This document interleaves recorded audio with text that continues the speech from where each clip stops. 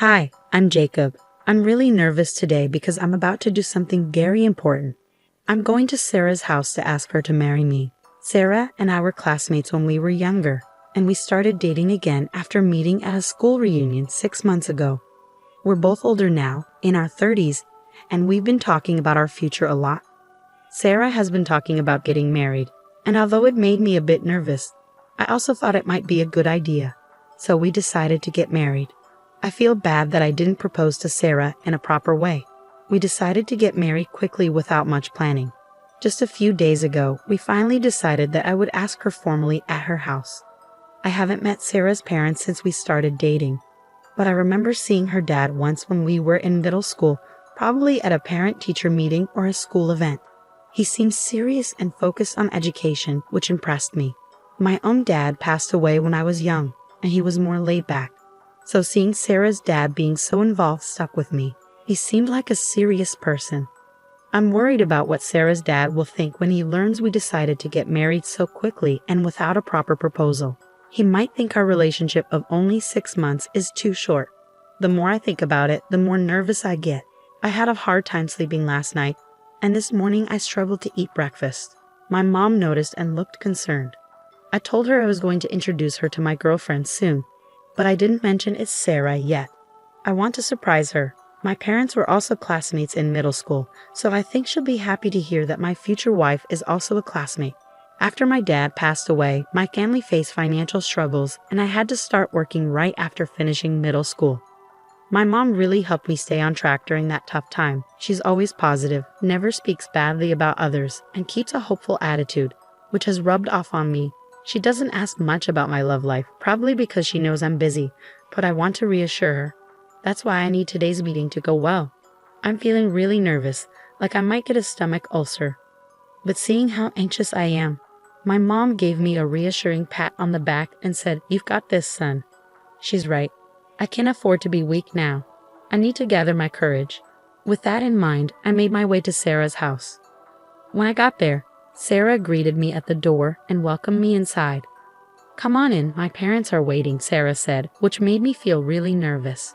When I stepped into the living room, Sarah's parents were sitting on the couch, smiling at me.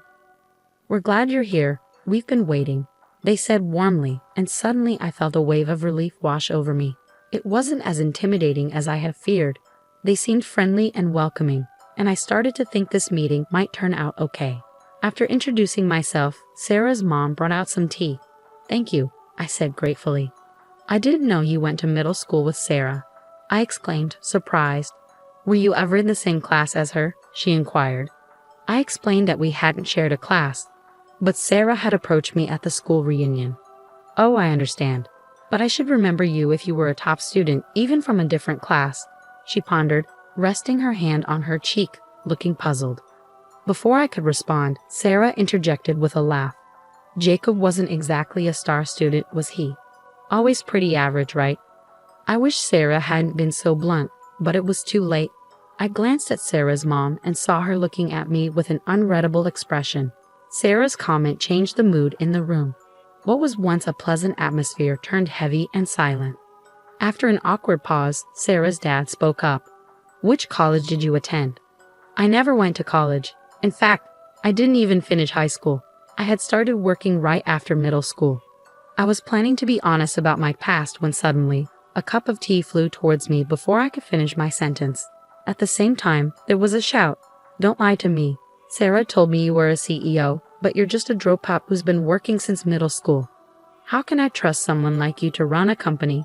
You're just riding on the startup trend and you'll fail soon, mark my words." Sarah's dad glared at me, shocked. He grabbed my collar and demanded, "What's your real motive? Are you trying to take advantage of me because I'm an executive at a big company?" I tried desperately to explain, but he wouldn't listen. "I can't trust someone who didn't finish high school. You don't belong here. Get out," he yelled, pushing me away and throwing a teacup at me. I couldn't even clear up the misunderstanding or calm him down. He kicked me and I fell to the ground. Sarah and her mom just watched, not intervening. Then everything went black. He flipped the dining table and I tried to dodge, but it hit my foot. The pain was intense and I couldn't help but groan. Stop overreacting.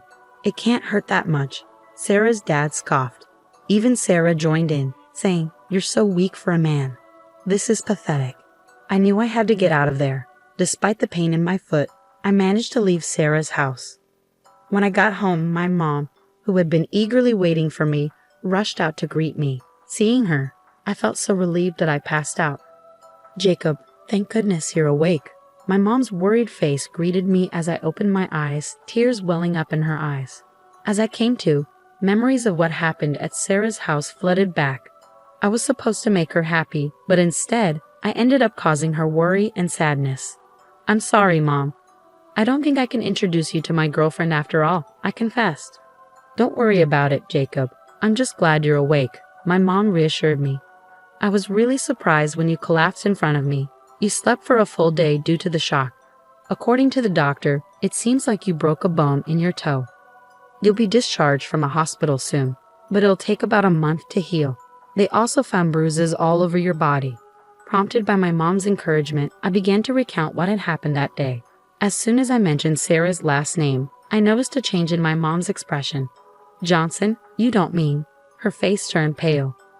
It dawned on me that when I was in junior high, Sarah's dad had criticized my mom, saying that having a single parent's child around was a bad influence on his daughter.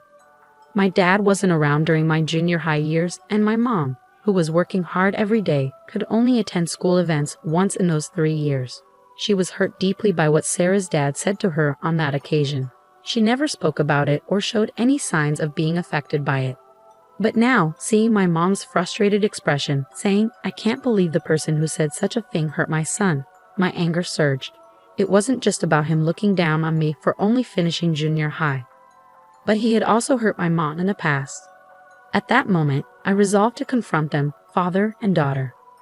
The next day, I made my way to Sarah's house again. I had let her know beforehand, but Sarah didn't seem to feel guilty about what happened. Instead, she blamed me for the lack of communication during the day I was unconscious. That's just how she was. It made me feel pathetic to think that the person I planned to marry could act like that. But at the same time, I realized it was a good thing to find out before getting married.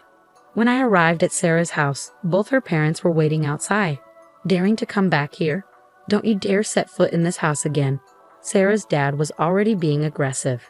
He didn't even acknowledge that I was on crutches with a cast on my left foot. "I have no intention of coming back inside. I've decided to file a complaint, so I came to inform you today," I declared. My words seemed to catch them off guard, and they exchanged looks before bursting into laughter. "Wait, you're serious about filing a complaint? You weren't seriously hurt. It's ridiculous to sue your fiancé's dad," Sarah argued. I informed her that the engagement was off.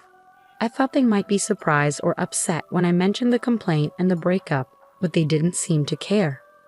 "Don't give up just because the meeting didn't go well.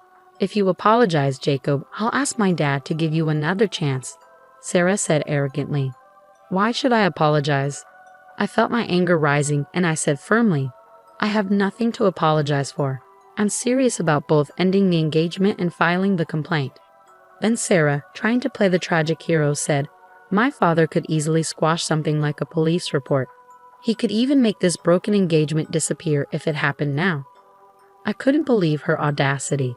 How dare she act so superior? Then even Sarah's dad joined in, saying, "Sarah, we're better off without a man like this. Go ahead, file a police report if you want. I doubt you have enough evidence for it to mean anything anyway," he sneered, laughing mockingly. Like father, like daughter. That phrase suddenly felt very fitting. "Are you sure about that?" I decided to disrupt their laughter. "You have no proof that I did anything, so the police can't do anything. You thought I'd back down if you mentioned a police report, didn't you, fool?" "You should know better than to think that would scare me," I said, hands on hips. Sarah's father laughed confidently. That's when I decided to reveal the reality of the situation. "Actually, that's the evidence." Apparently not understanding what I meant, the three of them just stared at me in disbelief. I pulled out my phone and played a recording. I had been recording everything since before I arrived. I needed evidence that my injuries were caused by them. No matter how high up they were in a big corporation, they couldn't escape an assault charge when the evidence was clear. Instead of apologizing, Sarah's father started yelling at me. How dare you? Go ahead, file your report. There's no way I'm letting you marry Sarah. Sarah's mom, who had been quiet until now, began to panic. We can still forgive him if we do it now, right, honey? She pleaded. No need. As I said earlier, the engagement is off and I will file a report. I don't want to marry someone who doesn't care when their fiancé is injured and who joins their parents in making fun of me, I declared. When I said that, Sarah, who had been looking down on me until just now, started to panic. You're lying, Jacob. You said you wanted to marry me, you liar. Sarah's dad then erupted, you low-educated punk. I'll never forgive you, and lunged at me. His punch caught me off guard, knocking me to the ground. Sarah's mom desperately tried to stop her husband from continuing to attack me while I was down. Honey, this is bad. We don't know who might be watching, she pleaded, but Sarah's dad didn't stop. You're just a figurehead CEO. You used that to lure Sarah, and now you're going to sue me. I'll sue you for fraud. Then I'll have to cancel our $5 million order with your company, he threatened. I had been contemplating it for a while, and I had made up my mind. I was going to corner this man as much as possible. What are you talking about, $5 million? There's no way you can make a deal like that. Sarah's father scoffed, getting off me and calling me an idiot.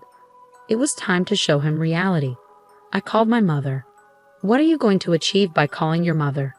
Sarah told me mockingly, you only have one parent. How sad that you only have your mother to help you in times like this. It really does make a difference not having a father, huh?